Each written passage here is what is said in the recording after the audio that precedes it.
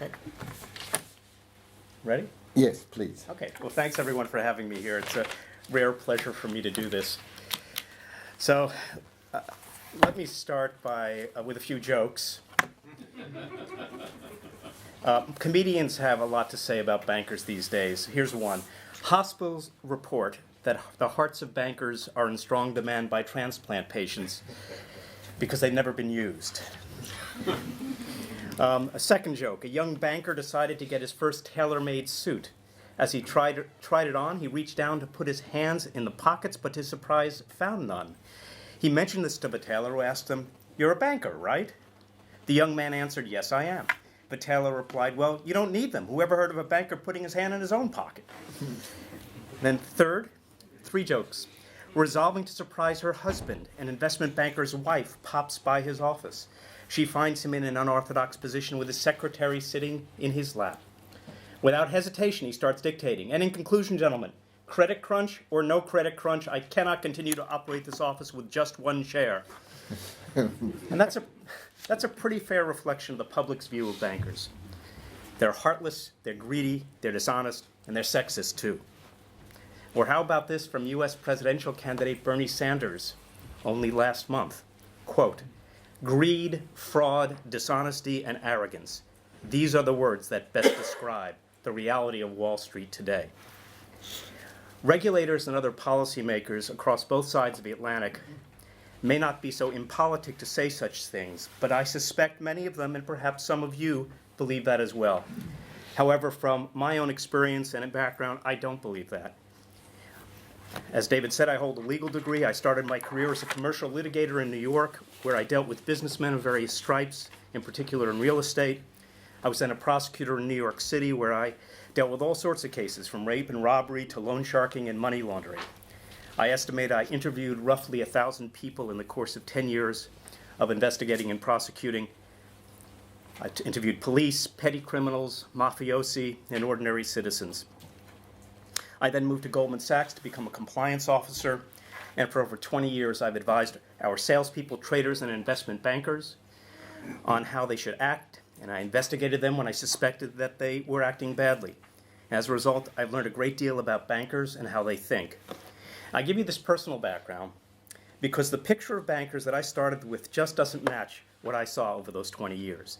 The bankers I dealt with, like all groups, were spread across the spectrum of integrity. There's a normal distribution of ethics for bankers, just like there is for everyone else. Some are good, some are bad. Maybe the banking community does have a fatter tail of bad actors out for a quick buck than some other fields. But basically, people are people. A few angels, a few devils, and most people in between. Nonetheless, there's been a lot of bad conduct in the banking space, and clearly there's needed to be some work done to analyze its causes and to redesign our systems to try to reduce the bad conduct in the future. And in fact, when I'm not advising and investigating, much of what I do is work on those things. I write policies telling people what they need to do. I train.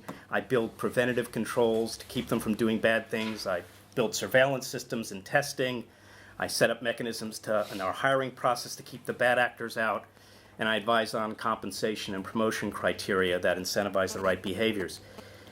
And there's been a lot of great academic work on that, as well as work by regulators. And I want to call out especially the wonderful volume Capital Failure, edited by our host, David Vines, and Nicholas Morris, which I found filled with thought-provoking papers on those topics.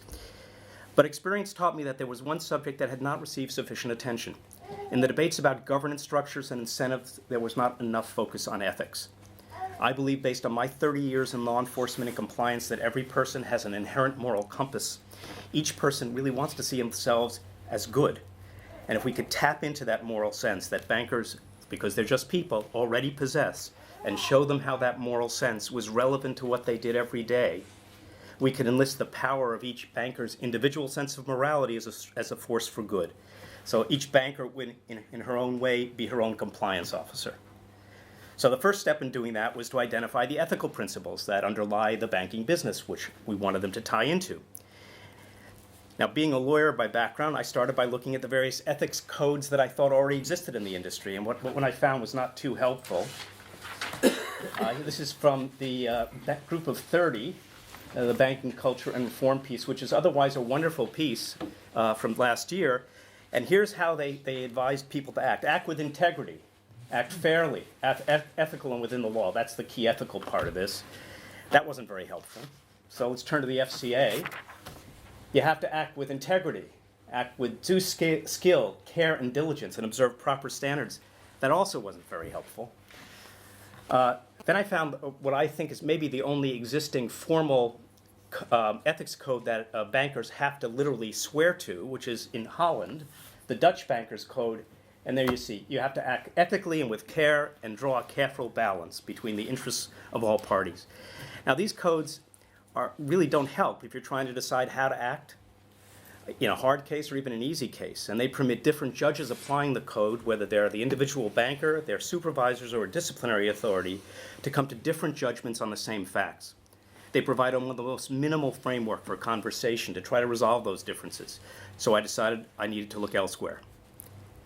The second thing I noticed was that these rules were based on the presumption that the business of banking was so similar in all of its forms that a single set of ethics principles could be applied to everything.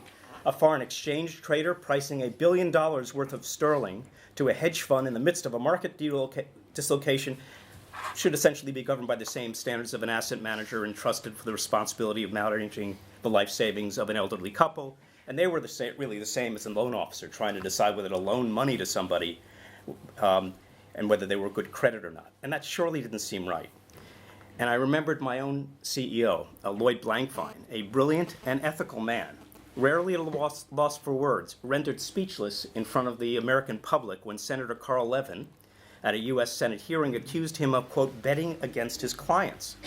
When Goldman, uncomfortable with the possible risks of the subprime mortgage market, was still prepared to sell subprime mortgage exposure to sophisticated hedge funds. I was not surprisingly on Blankfein's side of that. Senator Levin was applying a concept that made sense in one part of banking to another part to which it did not apply. It became clear to me that while I wholeheartedly agreed, after all I'd devoted my life to this, that people should act with integrity, to be fair, and to be good, to fill those words with some meaning that was specific enough so that bankers could understand what was required of them, we needed to do some more work. And we needed to have different frameworks for different situations. So I set about trying to understand what those frameworks might be and to try to explain them, and that is this paper. That's what I wrote about. I'm going to divide my remarks into two sections, the first methodological and the second substantive. Let's start with the methodology. As Aristotle recognized over 2,000 years ago, any set of rules can only imperfectly describe ethically appropriate, at least in the translation that I use, decent behavior. In that way, all codes of behavior, including ethics codes, are necessarily incomplete. In order to create a rule or regulation, a rulemaker must generalize. In doing so, he must either create a rule that has some determinate result in all cases and is therefore unjust given its goals in some cases, or a rule that's so indeterminate that it can't give effective guidance. Aristotle puts it this way: every law is universal, and there are some things about which it is not possible to speak rightly when speaking universally. This is the nature of what is decent, a setting straight of the law insofar as it leaves something out as a result of being universal.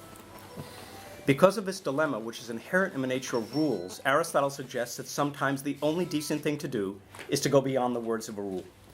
In other words, Aristotle teaches that rules will inevitably fail us if they are to be our sole guides to acting ethically. So acknowledging that, if we want to get a code that is as complete as we can make it and cover as many situations as possible, what should we do? We can leave it vague, act with integrity, and it'll be complete, but it will not be specific enough to be helpful. So our task has to be to make it as complete as possible, acknowledging that in the end it may not be fully complete while having it specific enough to guide behavior. So how do we do that? Underlying Aristotle's insight is an assumption that we need to make explicit, namely that the ultimate arbiter, or decency, is an internal sense, an inclination that we each possess, not a set of rules. In this regard, moral reasoning is quite different from mathematical reasoning. In those disciplines, a proposition expressed in words or symbols can fully capture a truth. That's not true of morality. The ultimate arbiter of moral truth is our own moral intuition, which is at its core nonverbal. The feeling that something is wrong is itself the best evidence of its wrongdoing, at least prima facie. The first philosopher to explore extensively this moral intuition or moral sentiment was David Hume. Hume takes these intuitions as the universal source of morality. I just want to read the first quote. Morality is determined by sentiment. It defines virtue to be whatever mental action or quality gives to the spectator the pleasing sentiment of approbation, of approval, and vice the contrary. Accurately cataloging these moral sentiments in a pure and unreflective way is, however, not what he has in mind. We start with those sentiments, and then we interrogate them. We identify those sentiments which seem biased because of our personal distance or closeness to the person or situation we're examining, and then we try to correct those sentiments by, and these are his words, choosing some common point of view from which men might survey their object and which might cause it to appear the same to all of them. We see how strongly or hesitantly we hold our views. We might call to mind other similar cases and see how our moral sense assesses those cases, looking for consistencies and inconsistencies. Or we might notice whether we are in a pre-existing emotional state, like we're angry, that might cause us to doubt the reliability of our moral sentiments at that moment. Sometimes, on the focusing again on our original sentiments, we see that, having been schooled by our reason, they've actually changed. In these and other ways, we try to refine our moral sentiments. One of the key ways in which we can refine these sentiments was described best for me. Actually, the process was described best for me by a philosopher from a very different tradition. That's John Rawls.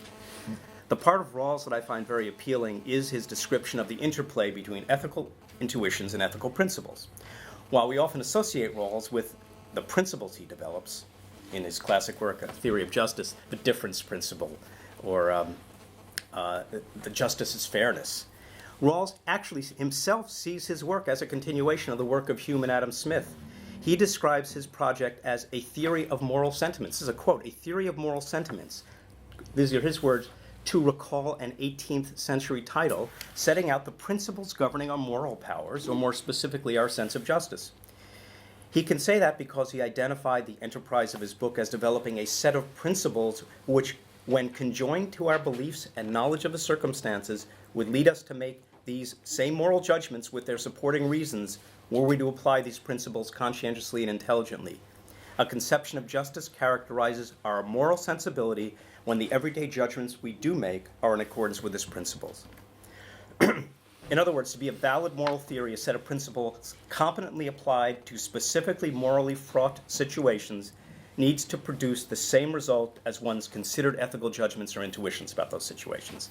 The process Rawls identifies for the development of ethical principles that I've just described is also iterative.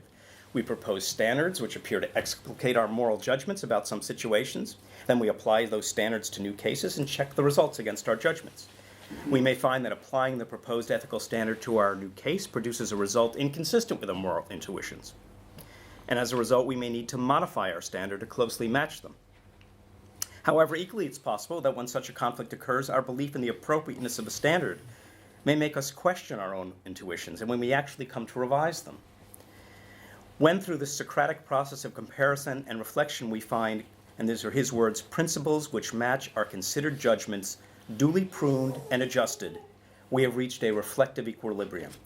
He says that it's an equilibrium because at last our principles and judgments coincide, and it is reflective since we know to what principles our judgments conform and the premises of their derivation. That is his concept of reflective equilibrium, and I don't think you need to buy all of Hume or all of Rawls to see that that is a very interesting way of analyzing morality. This equilibrium is, by the way, it's not stable. Because of the complexity of the moral world, this process of examination, reflection, and revision is never final.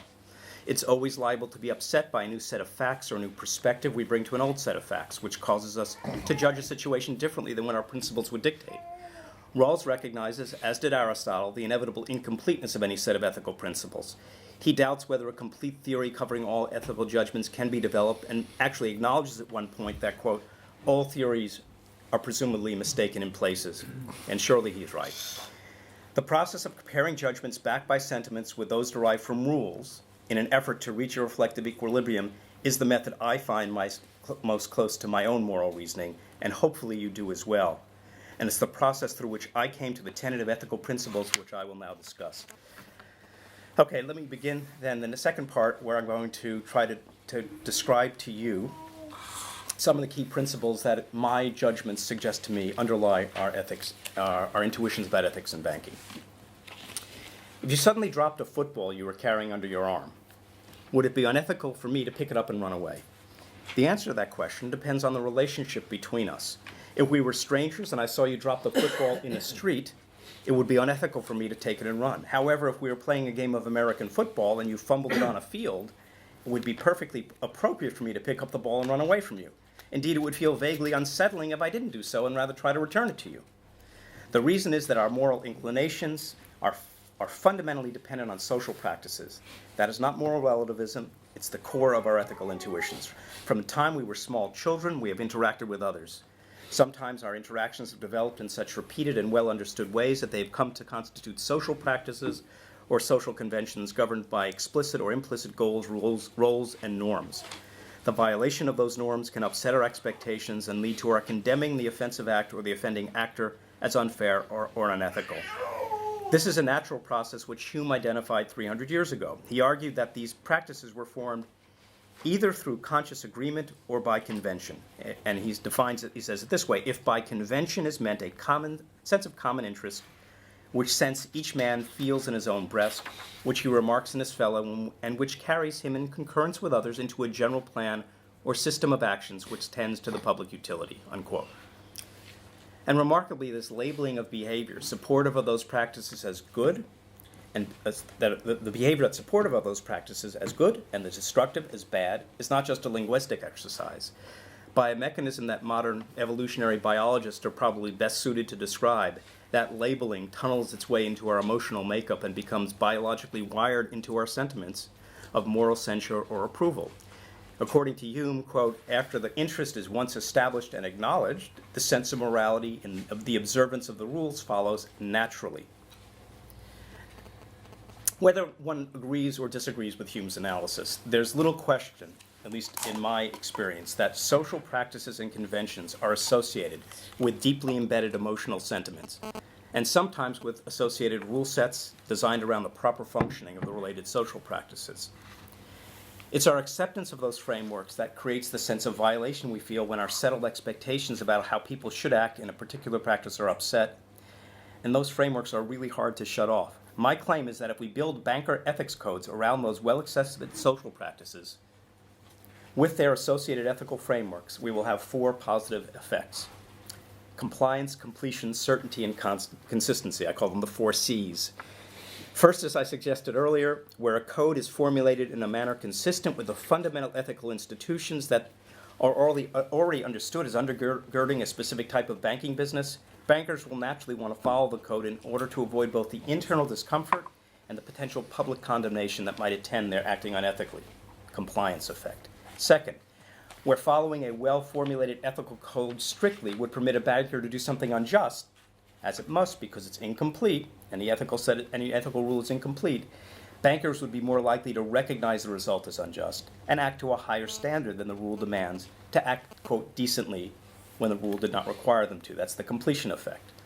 Third, since rules would be grounded in real-world social practices, they could be framed with some specificity and so be more certain in application than general ethical principles, the certainty effect. And finally, to the extent a rule used vague terms or terms subject to multiple interpretations, since the code would derive from well-accepted social practices, bankers, customers, regulators, and the public would be more likely to interpret those terms in a way consistent with each other's interpretation, which is the consistency effect. A code grounded in well-accepted social practices and well-understood ethical frameworks, I hope, will create those 4 C effects. So let me turn to a couple of these social practices as I see them in banking. The first one I want to explore is the mutual exchange of promises. And if certain formal requirements are met, the making of a contract. Our willingness to make promises to others and to expect others to fulfill corresponding to promises made to us is central to living a civilized life. All of us understand this practice and engage in mutual promising every day. As a result, we intuitively know what is fair practice and what is foul. If someone does the wrong thing, our moral sense is offended. The goal of the practice is for each individual promiser to obtain something of value he could not by himself obtain or obtain as cheaply or easily. In making mutual promises, both promisers have the hope that their lives will be improved. The promisers have the capacity to understand what they are doing and commit to one another, thereby expressing trust in each other to the extent of their promises. And as you can see, I think that two key norms, core norms, apply to mutual promising. Don't lie about material facts to induce the returning promise, and make every possible effort to fulfill your promises. We discuss a couple of issues with respect to this. Lying. One of the key requirements for any promise perceived is that it not be obtained by lies about something important. The norm supports the fundamental goal of the practice. Where someone is willfully misled into making a promise by a lie about a fact, he has no reason to expect that the benefit he expected by the mutual exchange will be achieved. Thus, the principal goal of the practice, the mutual benefit, is undermined. An obligation not to lie does not generally imply an obligation to speak at all, but if one does speak, what one says has not just to be literally true, but also must not convey a false impression, so serious that the statement is in substance false. I have a favorite example of that in an iconic scene from the movie The Pink Panther Strikes Back. Inspector Clouseau, played by Peter Sellers, after checking into a hotel, walks over to a small dog resting in the hotel lobby, looks over at the proprietor and asks, "Does your dog bite?" The proprietor looks up at him, shakes his head from side to side, and says no. Clouseau then reaches down to pet the dog, saying, "Nice doggy," only to find that the dog viciously bites his hand and refuses to let go. Clouseau frees himself from a dog's grip, looks up at the proprietor, and says angrily, "I thought you said your dog does not bite." And the proprietor calmly responds, "That is not my dog." It's very funny. You can see it on YouTube. Clouseau's anger, while funny, is also fully consistent with the moral intuition that saying what is literally true can be morally wrong, where the speaker should know that the listener will be materially misled by the speaker's truthful word. Let me talk about fulfilling promises. It's also unethical not to do one's utmost to fulfill a promise. The idea of trying hard to fulfill promises runs deep in our ethical intuitions. Absent sincere effort, people will not regularly fulfill promises, and the goal of the co-promising practices, which is the mutual exchange of benefits, will not likely be achieved. If one fails to fulfill a promise, not for lack of trying, but rather because of unavoidable circumstances out of one's control, we usually do not blame the promiser.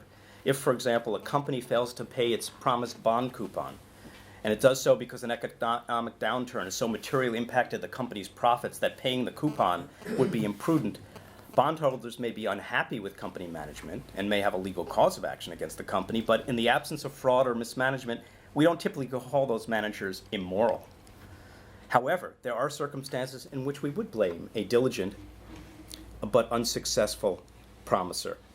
One of those circumstances is when the promiser recklessly made the promise in the first place, heedless of whether he'd be able to fulfill it. That ethical sentiment, I believe, underlies our uneasiness with short selling, where someone sells a stock that one doesn't own. What gives them the right to do that? It makes people feel very uncomfortable and to some extent that they're acting immorally. I now want to move beyond promising, those are just a couple comments on promising, to discuss some of the other types of business relationships that exist in banking and the social practices and ethical frameworks that underlie them. The three I want to talk about are game playing, persuasion, and guardianship. And the businesses to which I think they map are trading for gaming, persuasion, the sales world for persuasion, and asset management for guardianship. Let's start with playing a game. A game or a competition is something in which there are fixed rules in which people compete with each other for defined rewards. While the game may have been designed for an end, wholly separate from the game itself, as far as the players are concerned, they're typically just supposed to follow the rules. And you play by the rules, you don't cheat, and you play to win. This is an ethic that's well understood by virtually everyone because we've learned it when we were very young, and by the time we become adults, we have played literally thousands of games. Most traders in the capital markets believe that they are fierce competitors playing to win according to the rules of the game. That struggle is the essence of a market. Although in playing the game selfishly according to the rules, traders may help society achieve another goal, efficient pricing of goods and distribution of capital, that social goal is not what they're thinking about when they're trading. I would suggest that the core rules of a trading game are simple. Buy low, sell high. Those basic principles, plus those underlying the mutual promising practice, are what traders believe govern the game they're playing. To be successful, they must evaluate the size of supply and demand at various price levels, then find people willing to transact with them at a profit. If pricing anomalies are discovered because of information imbalances or otherwise, the trader does not believe it is morally inappropriate to exploit them. He does not feel obliged of announcing the pricing anomaly to the market. He is in a constant search for buyers who want to pay more or sellers who will accept less. He may have a view of intrinsic worth based on his assessment of supply and demand over some time horizon, but that's only a tool to help him trade. The market clearing price, the actual price at which he can buy and sell, is all that really matters to him.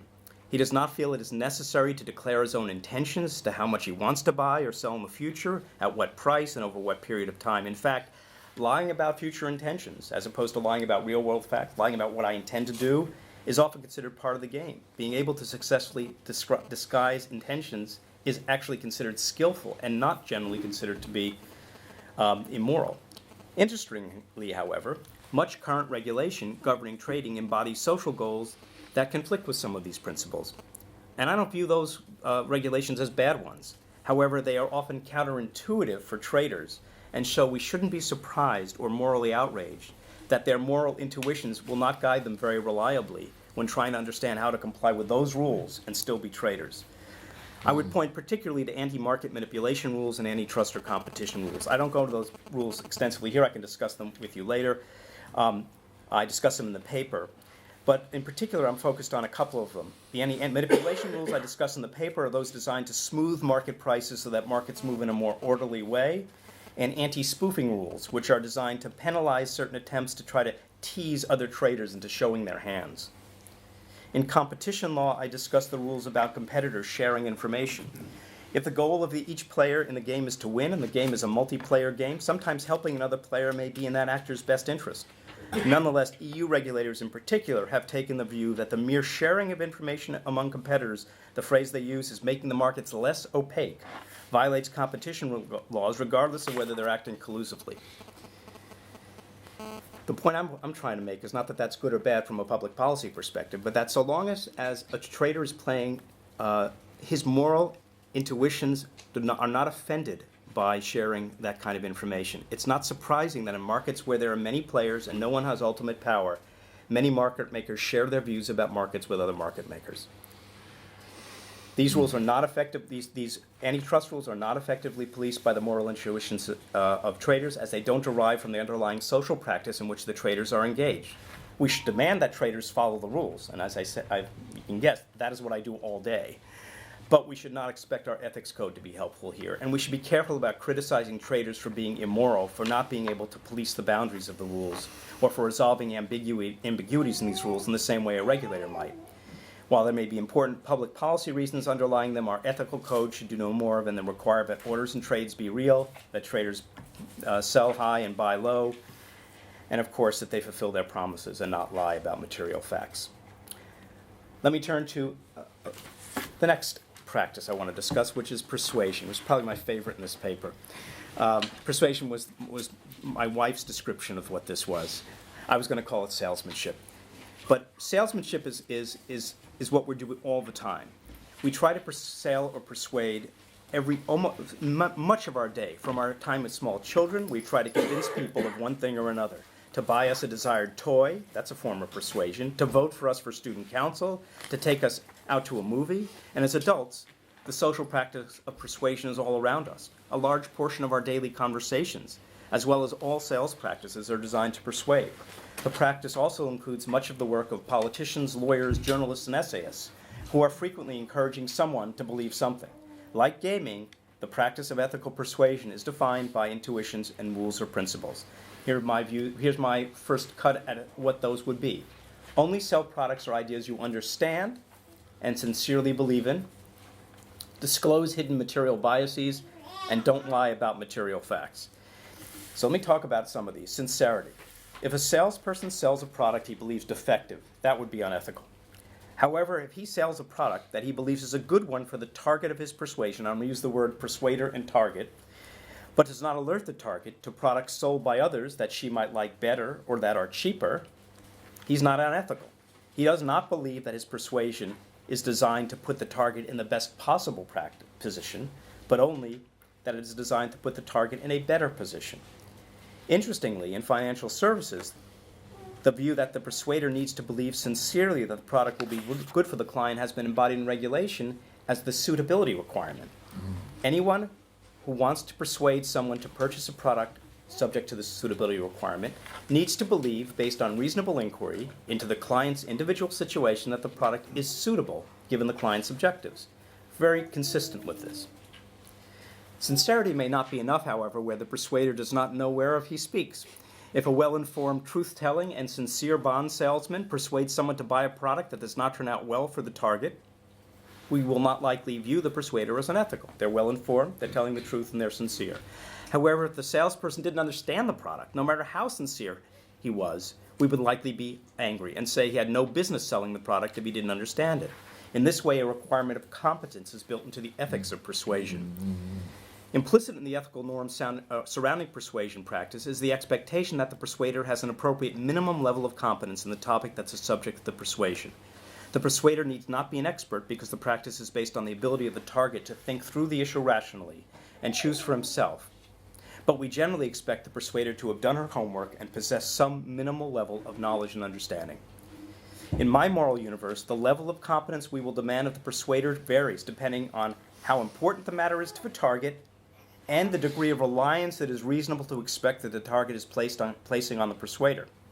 Thus, given the importance of financial well-being to living a comfortable life, an ethics scheme for bankers might require that a salesperson be trained in and understand a sufficient amount about the product she's selling so that she can express a view based on facts with supporting reason to the target about whether the product would be good. We would not necessarily require her to be an expert, but know enough to be able to marshal cogent arguments based on facts. We might not feel the same way about a blogger talking about Brexit or a salesperson in the Apple store. Those aren't as important, and the person may not be relying on you as centrally as a salesperson in financial services. Since the practice, now turn to another topic, which is bias. Since the practice assumes the sincerity of the persuader, it's important that the target know of anything special that might be biasing the presentation, so he can evaluate the argument in that light. In most persuasion situations, the bias of the persuader is clear. A salesperson for a company has a financial incentive to sell her product. A surrogate for a candidate has an incentive to have his candidate elected. A lawyer is being paid to advocate. All these biases are on the surface. A target in the practice is presumed to be intelligent enough to be aware of the standard biases and able to evaluate the persuader's argument in light of them, without the persuader having to formally disclose it. Only when a bias is material and hidden do we feel offended when it has not been disclosed. A researcher may have bias to describe his results as significant because a publishable paper will further her career. But we don't criticize her as unethical for not describing that bias in a footnote because it's obvious. However, if a private company or foundation with a strong policy view funded her research, we would view her as unethical for not disclosing that funding. Interestingly, some of the things I don't put on here, I don't think that the practice demands truth-telling. While the practice demands truth-telling about material facts, I don't think it demands fairness and balance in the actual presentation. The persuader need not present each key fact that the target might want to consider or present the argument against his own position equally with the argument in favor, so long as he is sincere and truthful. An obviously unbalanced presentation may not be persuasive, but it's not therefore immoral. I suspect that our moral intuitions develop in this way because experience teaches it is actually very hard for anyone with a bias to be perfectly fair and balanced, and because there's a cost to balance, both in time and focus, for the persuader and his target. If we required fairness and balance each time someone tried to persuade us of something, we would be offended most of the time. For these reasons, I suggest our moral sensibilities rarely demand that persuaders be balanced. Our comfort in applying the persuasion framework to any social situation is based on our assessment that the target has the ability to weigh the validity and force of the persuader's argument and to decide the matter for himself. As a result, we do not see the persuader model as appropriate to evaluate the morality of conduct where the target is viewed as not fully rational. It's immoral to contract with children who presumably don't understand the full implications of what they're doing. The same is true about selling certain things to recent widows, widowers, or parents mourning children. In banking, which often concerns highly complex subjects, certain matters that are regularly the subject of persuasion practice may be so hard to evaluate without special expertise or information that we may find persuasion unethical unless specific important information, only available to the persuader is affirmatively disclosed to the target, or unless an expert is available to assist the target in evaluating it. These intuitions may also find their way into additional provisions in an ethics code, and in my paper I discuss an example of such an analysis relating to the disclosure of derivative pricing. Let me digress for one more moment before I leave persuasion to discuss behavioral economics. If a politician starts his speech with a joke, or delivers his speech against a background of buntings or colored banners designed by psychologists to evince trustworthiness, we think his exploitation of behavioral bias is intelligent, not unethical. We don't criticize him for not presenting his concepts in the most sterile way possible in order to ensure that people only think through his arguments rationally and without emotion. So long as we view him as sincerely believing in his themes and as telling the truth, we may actually think him admirable. Much recent academic work has demonstrated that behavioral biases make rational choice difficult in many circumstances, not just in the edge cases I discussed involving widows and mourning parents. Thus, it could be argued that any persuasion practice that tries to take advantage of behavioral biases is unethical. For example, we might say that products must not be structured to include high teaser interest rates in the early years, balanced by lower and more risky returns in later years, as such products take advantage of behavioral biases which cause investors to overvalue present gains versus future potential losses. Or we might call salespeople unethical who devote the early pages of presentations exclusively to the potential benefits of a product rather than their risks, in order to take advantage of people's natural tendency to anchor thoughts early and not change them. However, I think our ethical sensibilities are not generally attuned to those biases and are only offended in extreme circumstances. In fact, a complete genus of literature exists identifying how to exploit behavioral biases to persuade. Dale Carnegie's How to Make Friends and Influence People. And the well-respected discipline called leadership studies is in large part training and how to take advantage of emotional biases. And Shakespeare's stirring Band of Brothers speech from Henry V is a model, everyone says, of how to inspire. It's actually Henry's attempt to bypass his soldiers' rational mind and appeal to their emotions, to encourage them to put their lives at risk for him. It exploits the bandwagon effect, the halo effect, and the framing effect. Read it, you'll see. I don't know why such explicit attempts to bypass our rational cognitive apparatuses generally do not offend, and in the case of leadership skills are admired, although I suspect it has something to do, as Hume might suggest, with the utility of leadership for a well-functioning society. In any event, as we become more aware of cognitive biases and the ways in which they can be exploited, that awareness may come over time to impact the way we judge persuasion practices as ethical or not. But for right now, the exploitation of behavioral biases does not generally appear to violate them. Lastly, about persuasion. In persuasion, the practice, the target has placed a limited trust in the persuader. He has no special relationship with the persuader, which might create special obligations on his part.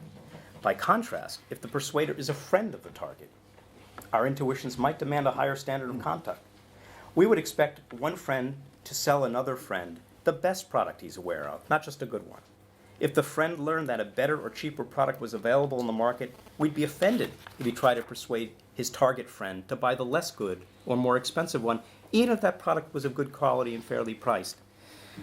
These intuitions enter the world of financial services, where salespeople blur the line between customer and friend through trying to build personal relationships with customers, through friendly telephone calls, dinners, entertainment, and the like.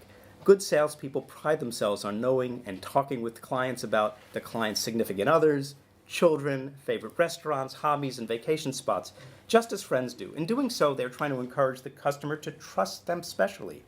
If they're successful, the customer will likely make herself more vulnerable to being hurt by the salesperson than she would in a standard sales relationship.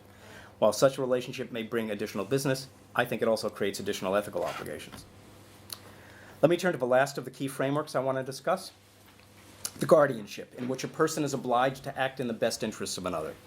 From the time we first borrow another child's toy to play with, we learn that there are special rules that apply to that situation.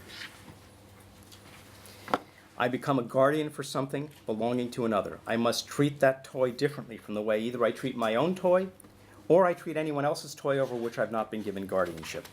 Guardianship practice allows beneficiaries to manage their affairs with greater expertise than they alone could bring to bear, and otherwise expands the range of value they can achieve in their lives beyond what they could have obtained if they needed to rely solely on themselves. The guardian's ethic is based on the following key rules: act solely in the best interest of the beneficiary, and disclose and get beneficiary consent for conflicts. Investment advisors who manage other people's money are the quintessential guardians in financial services. They are required to act solely in the best interest of their investors, who are beneficiaries of their guardianship. The same framework also applies to investment bankers acting as advisors to companies, although that's a little more complicated, and I'm happy to discuss that. Competence. Let me talk about competence.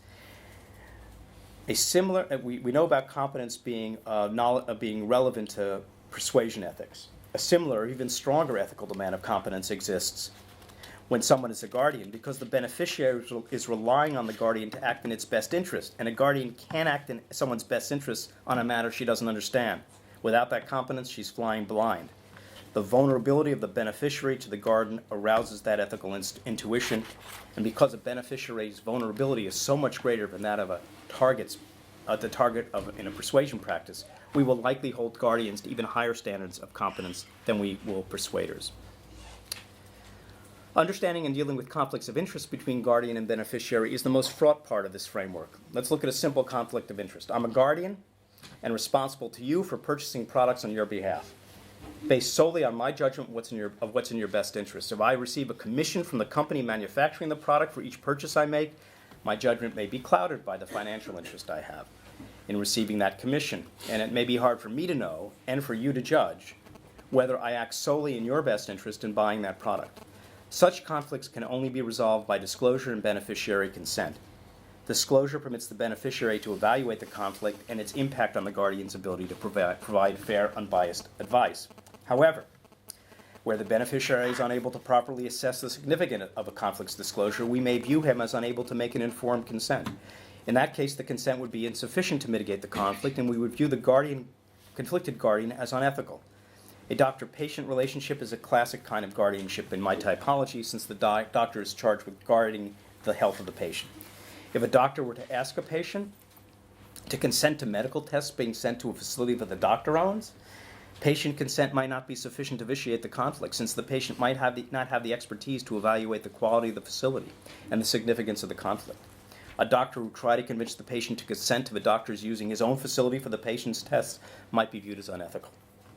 Similarly, there are certain kinds of conflicts that asset managers may have with their investors for which we might view the investor as unqualified to waive through consent because they require special expertise the investor doesn't have. One could argue, for example, that the moral force behind certain efforts in Europe today to examine the way investment managers are charging investors for research is the intuition that investors cannot be presumed to understand enough about the intricacies of operating and managing an asset manager to be able truly to give informed consent to research fee structures. That's sort of a short description of that problem, but again, anyone who wants to discuss that, I'll be happy to. One of the traditional criticisms of bankers' ethics is that a banker needs to be kind and show compassion for those with whom he deals, even if it means that the bank might lose money. This view might require a banker, for example, to make mortgage loans to people who need them, even if the borrower will not qualify under the bank's underwriting standard, and require a bank to hesitate to foreclose on a mortgage if the mortgager has lost his job through no fault of his own and cannot pay. My own ethical sensibility tells me that the sanctity of contract deriving from the mutual promise framework does need to be tempered by compassion in circumstances such as these. Servicing a mortgage on a family's primary residence feels different from servicing a mortgage on a piece of commercial property owned by a real estate company. In the first case, I would want to think twice before foreclosing. In the latter, I would be less concerned. So, we've given a couple of these frameworks. How do we incorporate moral sentiments into the banker's these moral sentiments into the banker's code? Compassion. It's not easy. First, it's not always easy to know what is the best way to exercise compassion. I might conclude that my exercise of compassion to stop the pain of the person sitting in front of me might not be compassionate in the long run. It might be better for me to deny the mortgage, even though the applicant may be upset, because in the end she may not be able to afford the payments. Second, in my moral universe, compassion is often at war with other moral sentiments. I might feel compassionate towards the family that can't qualify for the mortgage, but since the money I'd be lending is not mine, but rather the company's, it might be immoral for me to lend the money where the company would not be likely be repaid. What I might want to do with my own money might be unethical for me to do with your money. Also, compassion by its nature is not an easily bounded sentiment. There are many levels of compassion I can exercise, all of which may be morally good, but only some of which may be morally required. Most acts of compassion are supererogatory, not obligatory. For example, I might feel morally obliged to lift up someone who's fallen down on the sidewalk in front of me, rather than ignore him. However, I might not feel obliged to come to the defense of someone being attacked on the street with a knife at the risk of my own life. My sense of what acts compassion demands is in part based on how difficult or dangerous it would be for the person to act compassionately in those circumstances. The easier the act, the more that's required. It's also based on the extent to which I believe the person in harm's way is morally responsible for the difficult situation in which she finds herself, and there are many other factors at play at this. Thus, it's very hard to exculpate principles that describe precisely those situations in which compassion would require me to act. Nonetheless, let me suggest the following as a first attempt to describe a standard of compassion for a banker. When taking an action that could have a material impact on an individual customer's health or home, act with special care. This standard would embed a special obligation of care into relationships between banks and individuals. It might require that a banker review particularly carefully with other responsible officials within the bank the specific circumstances of each situation that might have a heavy impact on the life or health of a client before deciding how to act.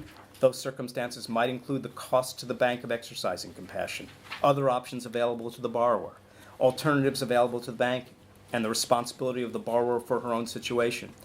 In the case of a potential foreclosure on a primary residence, for example, this rule would prohibit the practice of robo-signing, which, for those who don't know, is sort of a computer essentially signing a foreclosure certificate without a human being doing the analysis, and perhaps require consideration of a grace period and an opportunity to cure before foreclosure. Anyway, so that is my first take on a set of ethical principles to govern the banking world, along with a discussion of a number of situations that could potentially drive the formulation of some corollaries to those approaches. Before I conclude, I'd like to discuss two other approaches to developing an ethics code for bankers and why I've rejected them, and then I'll briefly sketch a way we could use this approach to actually produce a working code in real life. Some want to have ethics codes embody current social policy. In 2008, Rahm Emanuel, chief of staff for then-President-elect Barack Obama, famously said, quote, "You never want a serious crisis to go to waste." And what I mean by that is it's an opportunity to do things you think you could not do before. I'm sorry, he was former Goldman Sachs as well, wasn't he? Rahm Emanuel? He might have been. Actually, I don't know, but I'll look it up now. He's on the list of alumni. Okay, thank you. I fear that the same attitude has pervaded some current thought about a banker's code of ethics. Some have tried to use the current sad state of banking to put forward agendas that neither have anything to do with the cause of the financial crisis nor with bankers' ethical failures. The reason we are talking about ethics is because of badly motivated individual behavior by bankers in the last decade, predatory lending, unethical selling, collusive manipulation of markets. Yet code writers seem to want to go farther than stopping that conduct. How else can we explain the inclusion in the G30 report of a requirement that a banker needs to, quote, create and promote an inclusive and collaborative environment, or demand that banks be socially accountable to the public, or that banks contribute to education and develop talents in the community, support and contribute towards development of a sustainable environment, and provide and facilitate charitable investments in the community. As laudable as diversity, sustainability, and charity are as goals, they had little or nothing to do with the financial crisis and are not what most people would view as part of the ethical obligation of an individual banker acting as a banker. In other words, in my view, they do not belong in an ethics code for bankers. And I also believe that shoehorning such social policy goals into an ethics code may itself be unethical.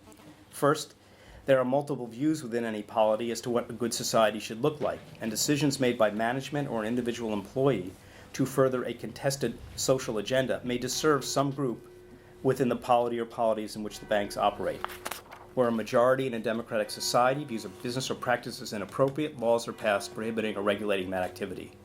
When a company caves to pressure from a particularly aggressive regulatory examiner, industry group, press, or segment of the public to back away from doing business that has not been prohibited by the majority or by inappropriate administrative rulemaking, the result can actually subvert democratic processes and so be in that way unethical.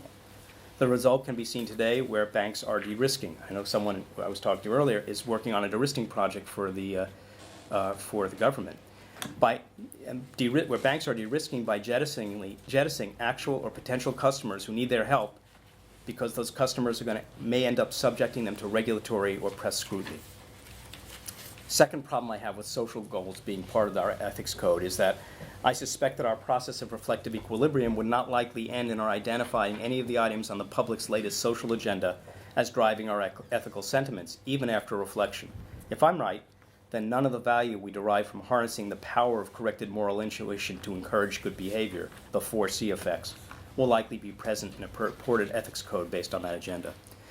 And lastly, if I'm right that support for items on today's social action agenda would not likely be chosen as ethical principles that are in reflective equilibrium with our moral sensibilities, then there is an unbecoming arrogance in trying to use an ethics code to further a contested social agenda. The imposition of such an ethics code itself then might be an immoral act, a form of bullying or force. The last approach to ethics that I wanted to talk about is to explicitly draw from the core ethical teachings of our tradition. I'm thinking of Moses' injunction to love your neighbor as yourself, Aristotle or Thomas's virtue ethics, Kant's categorical imperative, which, by the way, was cited by Christine Lagarde of the International Monetary Fund in a speech in November, or Bentham's greatest good for the greatest number.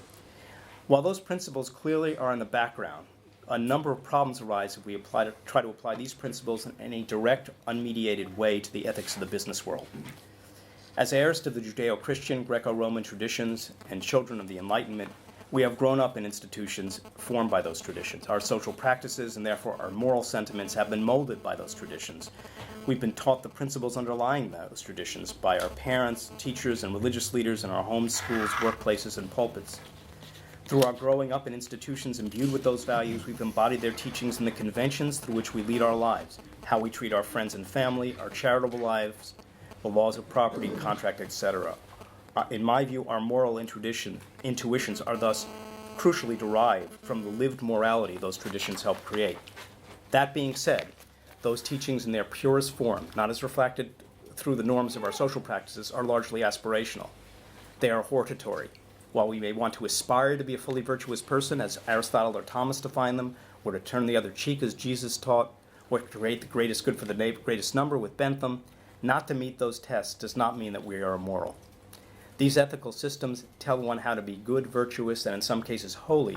They tell us what actions are good or right to do, but they do not specify as clearly the actions that are bad not to do. They tell us what is morally praiseworthy, not what is morally obligatory. They describe the supererogatory. To hold bankers to a code requiring them to take supererogatory actions is wrong for several reasons. First, it's a category mistake. By nature, supererogatory is not what's morally required. Second, requiring supererogatory acts, in my view, conflicts with our moral intuitions, which to me appear to reflect the standards of decency expected of the honorable average citizen, not those of the saint. Third, supererogatory actions do not have a natural limit, as I described before, and so cannot easily be used to generate specific code requirements. How much gratitude, charity, or compassion must one exercise in order to pass the test of morality? Think back to the example of the person being attacked by the knife. It would show tremendous compassion to put one's life in jeopardy by coming to that person's aid, but would we really condemn someone as immoral who did not do so? And fourth, I'm not aware of other codes in other walks of life, although maybe you are, which call for conformance to a supererogatory ethical standard, especially with potential regulatory consequences for failing to do so. So to single bankers out seems to me unfair. The kind of ethics that people generally mean when they say that bankers need to be ethical is neither virtue ethics nor the universal principle-based ethics that demands of us the highest possible standards for our behavior towards others. The public doesn't demand that bankers be saints or that they love their customers. They just want banks to treat them decently. Let me bring the talk to a close by summarizing my argument. I believe distinct ethical codes should be developed for each type of business under the financial services umbrella. These codes should be built around the ethical frameworks underpinning the core social practices on which those businesses are based, and I've suggested 4 core social practices that will underpin much of the work: mutual promising, game playing, persuasion, and guardianship, and have suggested we need also to think about the impact of the requirements of friendship and compassion on those codes. And there will undoubtedly be other social practices on which we want to draw as we try to explicate our moral intuitions. To carry this work forward, I would recommend that code development be done through a process of public study, discussion, and testing, which will help us decode our shared ethical heritage. That process will require that industry, government, and consumer groups be constituted and led through guided conversations towards consensus on the codes. The process may lead to consensus, produce agreement on many issues, or reveal fundamental disagreements among the participants. Once the codes are developed, it'll be important to make sure that the specific banking businesses to which each code is applicable are made very clear. Bankers need to know what's expected of them. And banks will need to implement a formal program of ethics training through which bankers will be instructed in the industry codes and called on to identify, justify, and perhaps correct their moral sentiments, or in some cases ask for revisions of the code.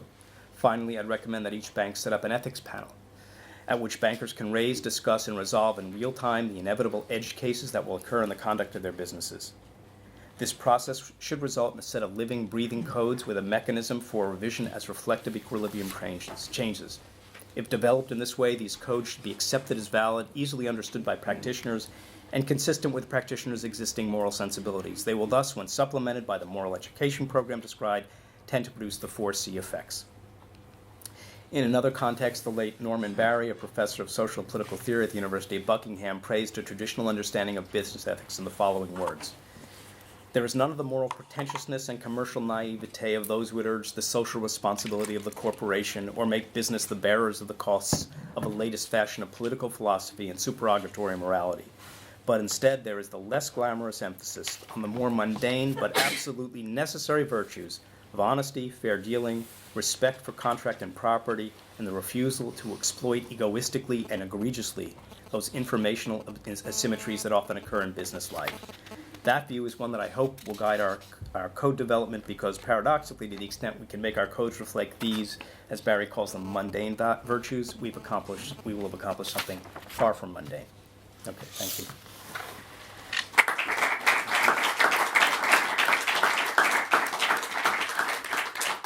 Thank you very much indeed.